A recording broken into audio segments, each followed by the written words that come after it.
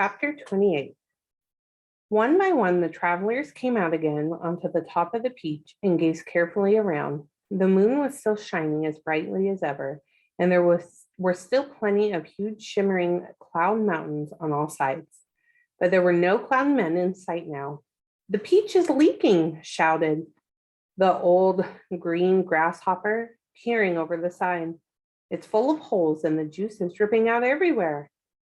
"That does it," cried the worm. "If the peach is leaking, then we shall surely sink." "Don't be a beast," the centipede told him. "We're not in the water now." "Oh, look," shouted the ladybug. "Look, look, look, over there." Everyone swung around. In the distance and directly ahead of them, they now saw the most extraordinary sight. It was the kind of arch, a colossal curve-shaped thing that reached high into the sky and came down again at both ends. The ends were resting upon a huge flat cloud that was as big as a desert. "Now, what in the world is that?" asked James. "It's a bridge." An enormous hoop cut in half. "It's a giant horseshoe standing upside down." "Stop me if I'm wrong," murmured the centipede, going white in the face. But might those not be cloudmen climbing over it?" There was a dreadful silence. The peach floated closer and closer. "They are cloudmen. There are hundreds of them, thousands, millions." "I don't want to hear about it," shrieked the poor blind earthworm. "I'd rather be at the end of a fish hook and use as bait than come up against those terrible creatures again. I'd rather be fried alive and eaten by a Mexican," wailed the old green grasshopper. "Please keep quiet," whispered James. "It's our only hope." They crouched very still on top of the peach, staring at the cloudmen. The whole surface of the cloud was literally swarming with them. And there were hundreds more up above, climbing about on that monstrous, crazy arch. "But what is that thing?" whispered the ladybug. "And what are they doing to it?" "I don't care what they're doing to it," the centipede said, scuttling over to the tunnel entrance. "I'm not staying up here. Goodbye." But the rest of them were too frightened or too hypnotized by the whole affair to make a move. "You know what?" James whispered. "What?" they said. "What?" "That enormous arch. They seem to be painting it. They've got pots of paint and big brushes. You look." And he was quite right. The travelers were close enough now to see that this was exactly what the cloudmen were doing. They all had huge brushes in their hands, and they were splashing the paint onto the great curvy arch in a frenzy of speed, so fast, in fact, that in a few minutes the whole of the arch became covered with the most glorious colors: reds, blues, greens, yellows, and purples. "It's a rainbow," everyone said at once. "They are making a rainbow." "Oh, isn't it beautiful? Just look at all those colors." "Centipede," they shouted, "you must come up and see this." They were so enthralled by the beauty and brilliance of the rainbow that they forgot to keep their voices low any longer. The centipede poked his head cautiously out of the tunnel entrance. "Well, well, well," he said.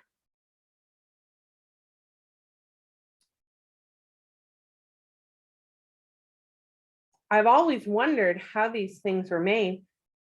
But why all the ropes? What are they doing with those ropes?"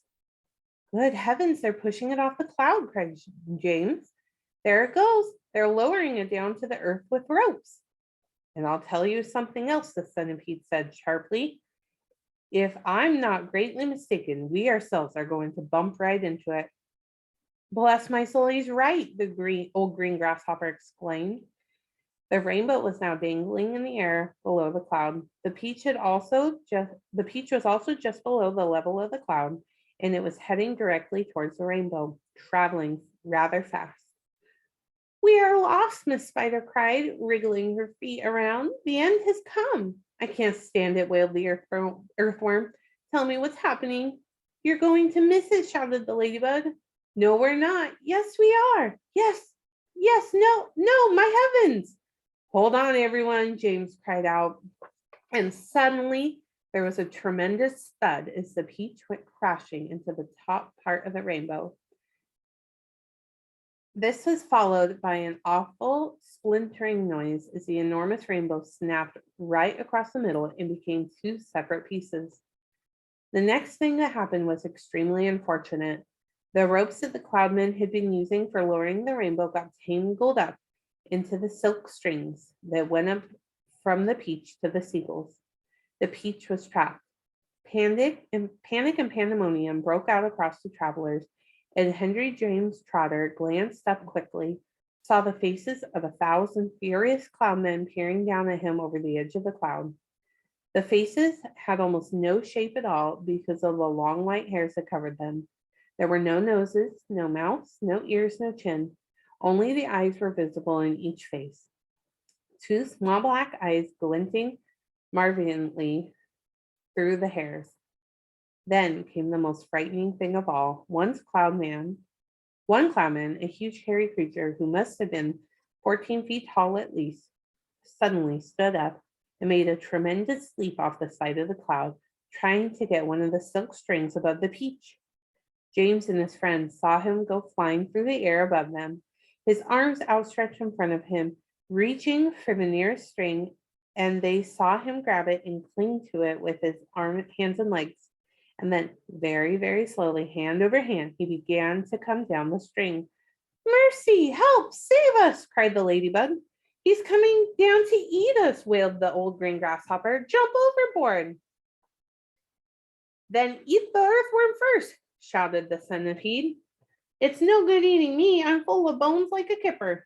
Centipede, James yelled. Quickly, bite through that string, the one he's coming down on. The centipede rushed over to the stem of the peach and took the silk string in his teeth and bit it through with one snap of his jaws. Immediately, far above them, a single seagull was seen to come away from the rest of the flock and go flying off with the long string trailing from its neck. And clinging desperately to the end of the string, shouting and cursing with fury, was a huge hairy cloudman. Up and up he went, swinging across the moonlit sky. And James Henry Trotter, watching him with delight, said, "Oh my goodness, he must weigh almost nothing at all for one single to be able to pull him up like that. He must be all hair and air." The rest of the clownmen were so flabbergasted to see one of their company carried away in such a manner that they let go of their ropes they were holding, and then of course went down with the rainbow, both halves of it together, tumbling towards the earth below. This freed the peach, which at once began sailing away from the terrible cloud. But the travelers were not in the clear yet. The infuriated clownmen jumped up and ran after them along the cloud, pelting them mercilessly with all sorts of hard and horrible objects. Empty paint buckets, paint brushes, step ladders, stools, saucepans, frying pans, rotten eggs, dead rats, bottles of hair oil, anything those brutes could put their hands on, came raining down upon the beach. One clown man began taking careful aim, tipped a gallon of thick purple paint over the edge of the cloud, right into the centipede himself. The centipede screamed with anger. "My legs," he cried. "They are all sticking together. I can't walk, and my eyelids won't open. I can't see. And my boots are ruined." But for the moment, everyone was far too busy dodging the things that the clownmen were throwing to pay attention to the centipede. "The paint is drying," he moaned. It's going hard. I can't move my legs. I can't move anything." "You can still move your mouth," the earthworm said, "and that is a great pity." "James," bawled the centipede, "please help me. Wash off this paint. Scrape it off. Anything." Chapter 29. It seemed like a long time before the seagulls were able to pull the peach away from that horrible rainbow cloud, but they managed it at last, and then everyone gathered around the wretched centipede and began arguing about the best way to get the paint off his body. He really did look like a sight. He was purple all over, and now the paint was beginning to dry and harden. He was forced to sit very stiff and upright, as though he were encased in cement. and all 42 of his legs were sticking out straight in front of him like rods. He tried to say something, but his lips wouldn't move. All he could do now was make gurgling noises in his throat. The old green grasshopper reached out and touched him carefully on the stomach. But how could it possibly have dried so quickly? He asked. It's rainbow paint, James answered. Rainbow paint dries very quick and very hard. I detest paint, Miss Spider announced. It frightens me. It reminds me of Aunt Spiker, the late Aunt Spiker. I mean, because of the last time she painted her kitchen ceiling, my poor darling grandmother stepped into it by mistake, and when it was still wet, and there she stuck. And all through the night, we could hear her calling for us, saying, "Help, help, help." And it was heartbreaking to listen to her. Well, what could we do? There was nothing, not a thing until the next day when the paint had dried. And then, of course, we all rushed over to her and calmed her down and gave her some food. Believe it or not, like she lived for 6 months like that, upside down in the ceiling with her legs stuck permanently in the paint. She really did. We fed her every day. We brought her fresh flies straight from the web. But then on the 26th of April last, Aunt Sponge, the late Aunt Sponge, happened to glance up at the ceiling and she spotted her. "A spider," she cried. "A disgusting spider. Quick, fetch me the mop with the long handle." And then, oh, it was awful. I can't bear to think of it. Miss Spider wiped away a tear and looked sadly at the centipede.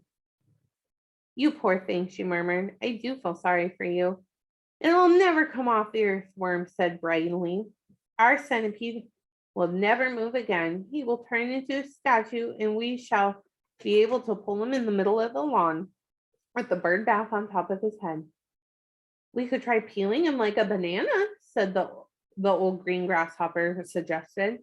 "Or rubbing him with sandpaper," the ladybug said. Now if he stuck out his tongue," the earthworm said, smiling a little for perhaps the first time in his life. "If he stuck it out really far, then we could all catch hold of it and start pulling. And if we pulled hard enough, we could turn him inside out and he would have a new skin." There was a pause while the others considered this interesting proposal. "I think," James said slowly, "I think the best thing to do." Then he stopped. "What was that?" he asked quickly. "I hear a voice. Someone shouting." Chapter 30. They all raised their heads listening. Shh, there it is again. But the voice was too far away for them to hear what it was saying. "It's a clown man," Miss Spider cried. "I know it's a clown man. They're after us again." "It came from above," the earthworm said. And automatically everyone looked upward. Everyone except the centipede, who couldn't move. "Ouch," they said. "Help, mercy, we're going to catch it in time." For what they now saw swirling and twisting directly over their heads was an immense black cloud, a terrible, dangerous, thundery looking thing that began to rumble and roar even as they were staring at it.